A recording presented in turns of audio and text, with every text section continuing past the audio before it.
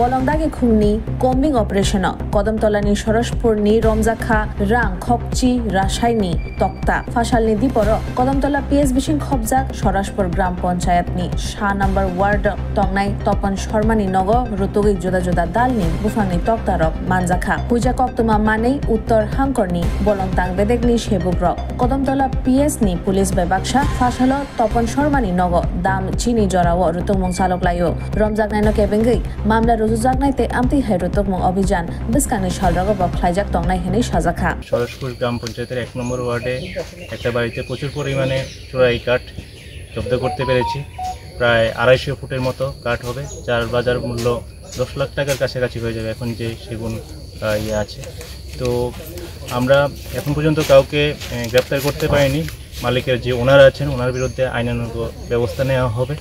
আর এই ধরনের অভিযান আমরা কন্টিনিউয়াসলি চালিয়ে যাচ্ছি, ভবিষ্যতেও এটা চলতে থাকবে। কোনোভাবে এইসব যে ইলিগাল অ্যাক্টিভিটিস ওটাকে আমরা এনকারেজ করতে পারবো না। কি নাম এটা সব কিছু ওয়ার রেজিস্ট্রি হবে, ডিটেলস কালেকশন করে ওনার প্রিভিয়াস অ্যাক্টিভিটি কী আছে সবগুলো কালেক্ট করে ওয়ার রেজিস্ট্রি। এই যে কাঠগুলি স্যার কোথা থেকে আসতে পারে, কি ধারণা পড়ে প্রথমে?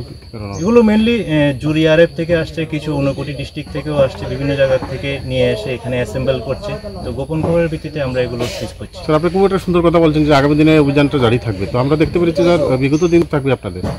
আমাদের অলরেডি প্রপোজাল দেওয়া আছে যে আরেকটা চেকপোস্ট করার ব্যাপারে, কারণ যে পোরাস বর্ডার যেটা আছে ওটাতে আরেকটা চেকপোস্ট বসানোর আমাদের প্রস্তাব অলরেডি দেওয়া আছে।